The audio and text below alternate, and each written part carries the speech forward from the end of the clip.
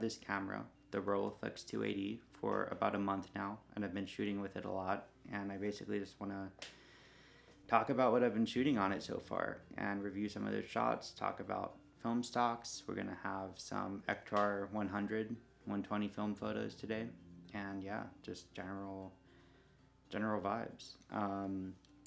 The first part of this video, I kind of want to talk about using the Rolleiflex and my first impressions. I bought this camera in New York City at an old film photo shop, and before I bought it, I was looking at a lot of different Rolleiflex models. The mantra that I went by when I was buying my Rolleiflex was just find the one in the best condition. And I'll tell the full story if you're interested in hearing it of how I found this particular one later on in the video. But basically, I was lucky to stumble on a 280 for a decent price, and what really sold me on it was the condition of the camera. I'll put in some close-up shots here of the camera if you're into seeing those. But basically, when the shopkeeper handed it to me, it was in great condition compared to a lot of the Rollies I was looking at. The way I test a Rolleiflex to see if it's in decent condition, even if I'm gonna get it, repaired, CLA'd, I want to make sure the camera I'm buying is in good shape already. And there's a few tests I did when I was looking at it, and I would encourage you to test your cameras out the same way if you're thinking of buying them and have the luxury of, testing it out in person in hand before you pull the trigger. So I always look to see if these two dials here are pretty smooth. The one on the left here is the shutter speed. So the 280 goes from 500ths of a second all the way down to bulb setting, which allows you to hold this shutter down and basically shoot the shot as long as you want.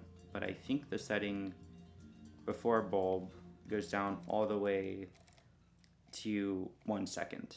And basically when I was looking at this camera, I was just making sure that this dial was just super smooth. And you can kind of see as I'm turning it here, it's pretty good. And then the one on the left here is aperture. So this lens will go from all the way from f22 all the way down to, you guessed it, 2.8. And I'll get into this in a minute, but one big selling point of this camera, of course, was the fact that it can go to 2.8, which is great for low light photography, as well as just getting a super shallow depth of field, which I love personally. The point being, when you use this camera, you'll use these two dials to basically determine what kind of shot you're getting. And I don't know, I think there can be a little bit of a learning curve to using a TLR in general, because you really are relying on these dials to, dial in your shot and define what kind of look you want to shoot. So just keep that in mind, that you will be using these dials a lot if you are going to go with a Rolleiflex. To focus, you just use this dial here, very smooth on this camera. And the main challenge of a TLR, if you're looking at the design of a TLR, it's very iconic. You might recognize this even if you just stumbled upon this video and maybe don't even know what a Rolleiflex is, but this model of camera was basically very popular when medium format was still a very common style of photography, long before digital cameras. The Rolleiflex series, made by the Rolleiflex company, was really gaining traction in the 1950s, and way back then, this was a very popular design for camera. That even cameras like the Yashica 124G essentially emulated and did a model themselves. So the way a TLR works is you open the ground glass here. I'll put in a little video of how a ground glass works, and you look into the viewfinder. The viewfinder's up here. It's not like a, SLR camera where you're looking through anything, no. The only way to see what image you're getting on a Rolleiflex is in this ground glass. So when I'm shooting photos, I'm basically looking in here and then turning my focus dial to rack focus and try and get whatever is in front of me in focus. So if you are thinking of buying a Rolleiflex or a TLR, keep in mind this is how you're going to be shooting photos. And honestly, using a Rollie, even though I used a Yashica 124G before, there's a little bit of a learning curve with this as well. It's not the easiest way of taking photos, quite honestly, because you're really just, staring down into reality, into the world. And whatever you see down here is what's going to be exposed on the film. So keep that in mind. I remember in an interview I did for some of my photos when they were exhibiting at a gallery, actually. I did a little interview that was printed in a zine, and I said that when you're using a TLR, it allows you to look awry. It's not the normal apparatus of taking a photo as you would on like a 35mm camera like this, again, where you're looking through the viewfinder, rather on a Rolleiflex. Oops, got my lens cap on there. It's not like this. Rather, on a Rolleiflex, you really are always looking down. And there is an inherent learning curve to that.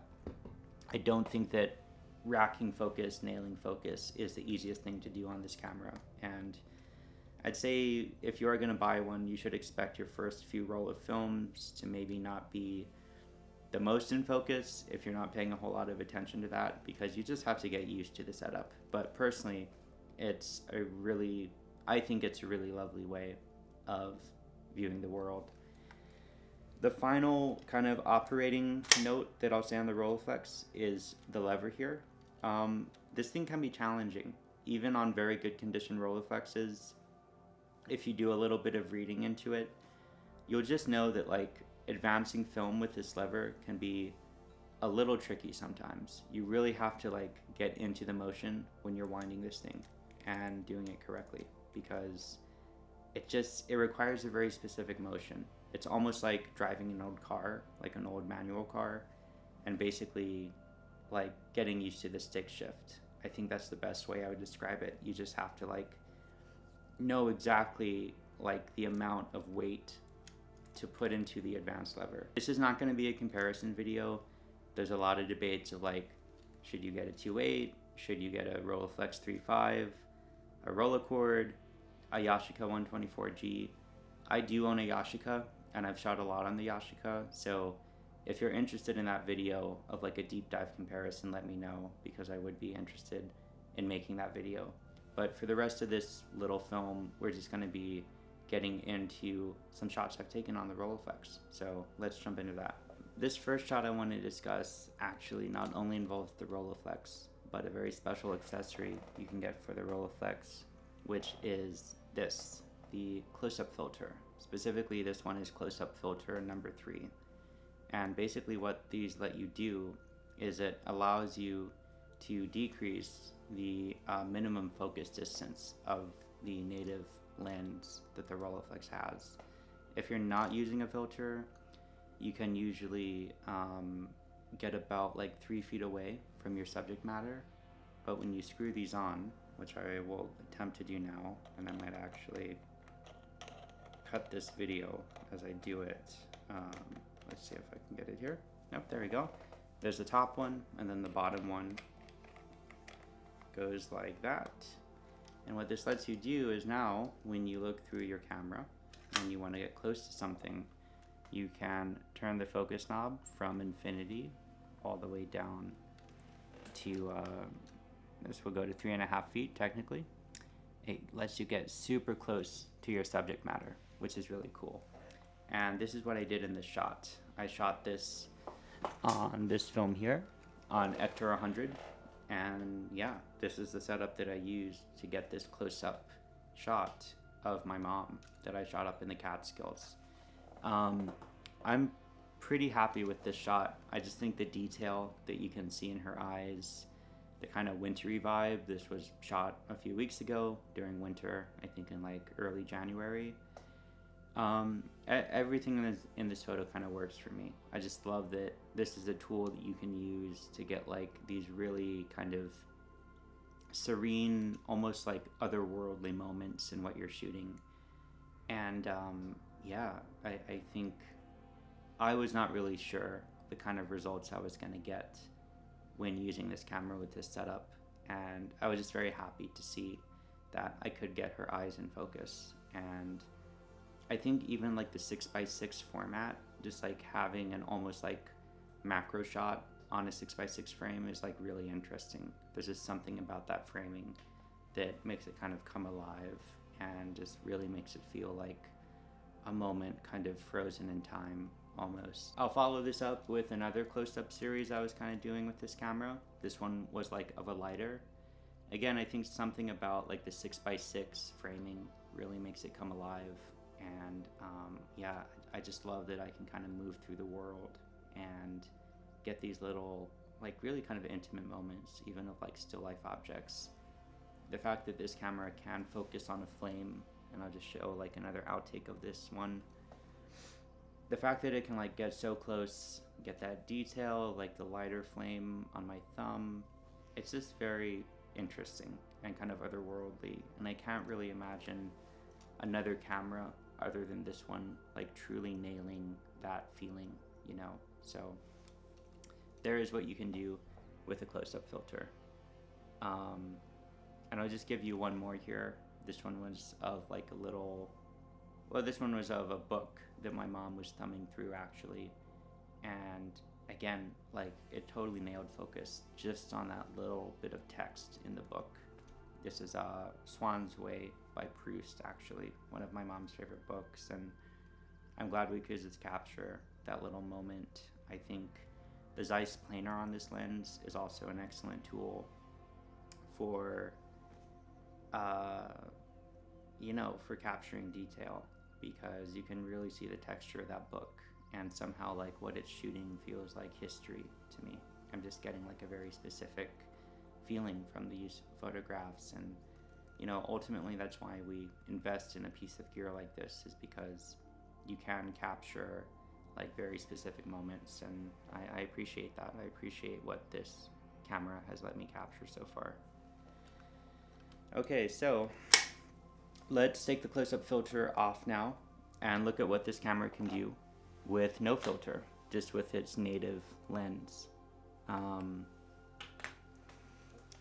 This shot was of a little maple leaf that my mom was holding in the air. I just love what the Zeiss planar can kind of register. You know, the redness of the leaf, the contour on her arm. It's very intense, and there was no color correction in this photo. This was just with the magic of Ektar, and I appreciate that.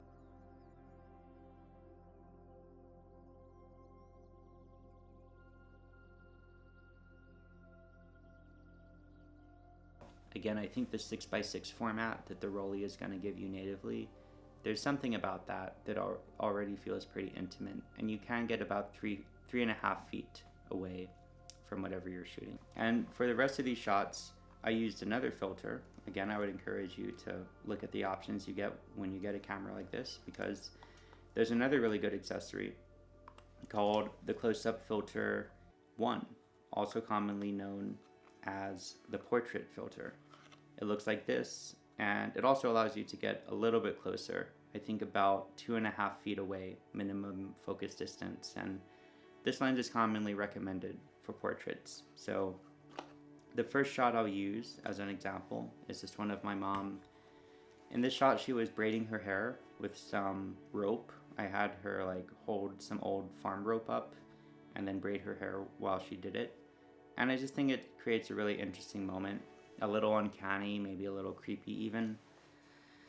But I like the distance that close-up filter number 1 lets me get. It like just gets you, it allows you to inch a little bit closer, and I appreciate that. I just feel like it adds something, getting a little bit closer to your subject matter, just so you can capture these really interesting moments. And again, I think the way the Zeiss planar lens registers this as well is like really good. Something about, even though she's wearing a white coat and that there's snow in the background, it still registers everything very well, and I appreciate it. Okay, so this one is a little bit of an unconventional use of the portrait lens. This was just kind of an outtake of last autumn in the Catskills that I was using to like capture some foliage. I think these are like some kind of plant that was kind of turning brown for the autumn, but I just love what it kind of captured from the sun. It handled that lens flare very well, and just like the gradient of color from that blue sky to kind of autumnal warm tones to like that last bit of green you get in autumn. I think the variety of color that the Zeiss planar allows is like really nice. And this photo of my mom's hand was actually shot with no filter. This was again just using the Rollei's native minimum focus distance, and again, like, I think it registers pretty well. It just registers like almost a close-up shot, almost like a detail shot, and I just think like the green hues of the grass, that intensity of the meadow, even though that there's a lot of fall off in the shot and it's kind of out of focus, I think what the Zeiss planar lens lets you do is like really beautiful. So this shot is kind of a follow-up to the portrait I did before. This one was on the close-up filter 3. So this is like the closest you can get on the Rolleiflex essentially, if you're trying to focus on something very close. And again, I just think this is like such a good endorsement for the Zeiss planar lens. You can see like every individual fiber on that rope if you zoom in, and I just love the detail of it. I love just the feeling of this shot.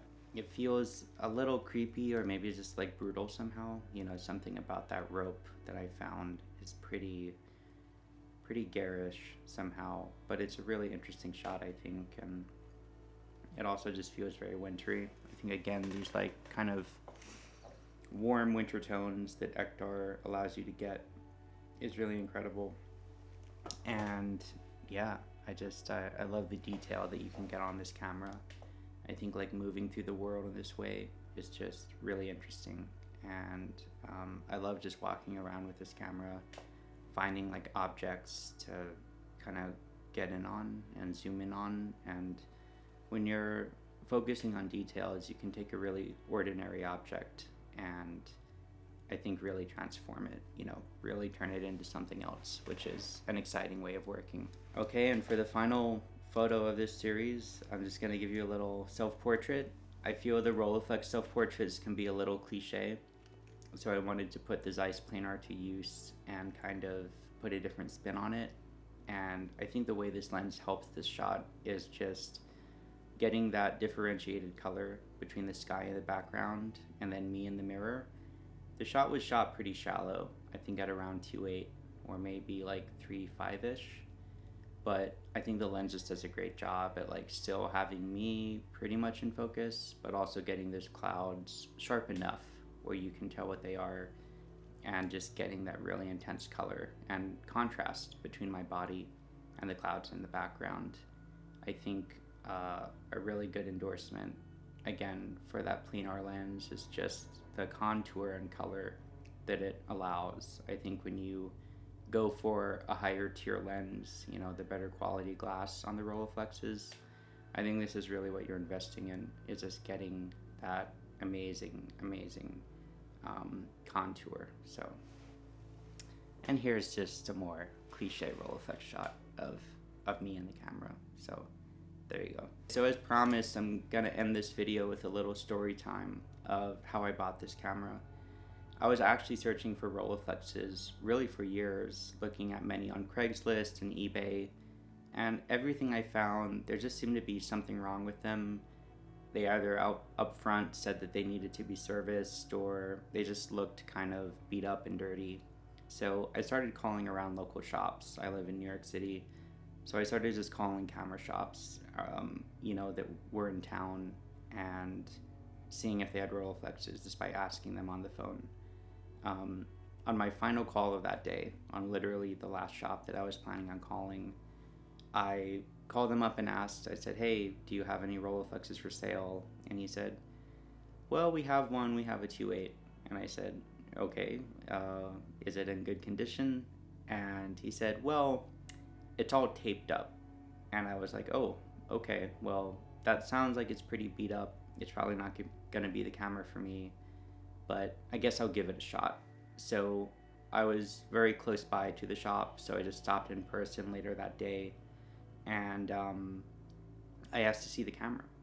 So the shopkeeper handed it to me, and it was this camera. I was holding it in my hands, and I was like, what do you mean it was taped up? This camera looks like it's in great condition. And he said, oh, well, don't you see on the back here, you see this camera was owned by a studio photographer before. And he put this piece of tape on the back that says 4, because it was his 4th Rolleiflex. He had a whole collection of them, and he wanted to number them. I was like, oh, okay. And he said, you know, because it has tape on it, we'll give you a deal.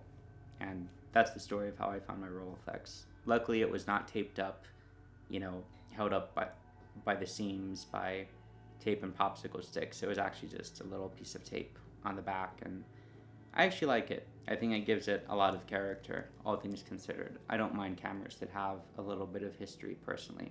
So if there's a moral to that story, I would just say, if you are thinking of buying a Rolleiflex right now, just keep calling around, you know, keep looking for places that might not be common places to look for Rolleiflexes, like traditional camera shops, because chances are a lot of them might have something sitting in the back that's actually very beautiful and just needs a second chance and a great, you know, setup to take photos with. So if you are searching, I wish you luck, and yeah, keep the search up, because I think you will find something eventually. Thank you guys so much for watching this. If you want like more in-depth comparison videos with other medium format cameras, definitely let me know. I think I'll probably be making that video in the future anyway. But yeah, I definitely hope to make a lot of videos with this camera, and more soon. I would love to see you guys again. So thanks so much.